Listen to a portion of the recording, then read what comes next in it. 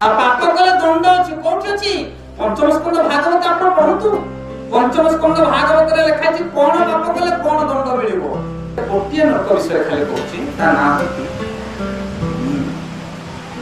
पैभपान माने जो माने नशा पान करନ୍ତି सेमान को जमदूत माने कोन करନ୍ତି दीटा जमदूत आसीबे पाटी तक थोबड़ा को दिजन धुली के रखिबे जडे तळटा को भिडो आने ऊपर टा को भिडो आ गोटे जमदूत आसीबो लोहा को गरम करके ता पाटी रे लेके खाइबो हरि बोलो ये कोन बुझ परछना करता गरम को पाटी रे ये ज्ञान आ जो माने पकोड़ा करी खाउछनी जीव मान को ना कुंभी बात लोग को जाय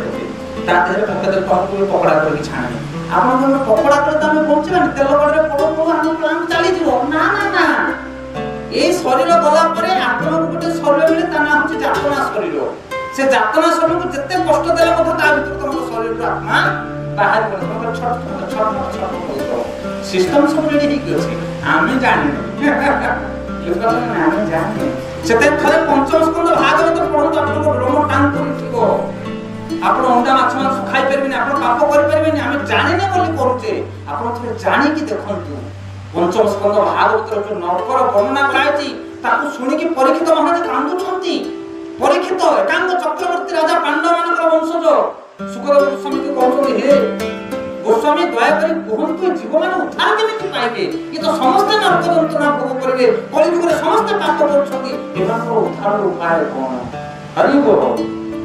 तापर सुकदेव गोस्वामी भागवत पुराण रे परीक्षित को कहउछन पापी माने केमिति उद्धार पाइबे ये है आज रो टॉपिक ये है षष्ठ स्कंद भागवत अजानिलो कथा षष्ठ स्कंद भागवत एते प्रथमे आस्थि कि केमिति जीवमान उद्धार पाइबे ता विषय सुकदेव गोस्वामी परीक्षित निताय गौर सेवा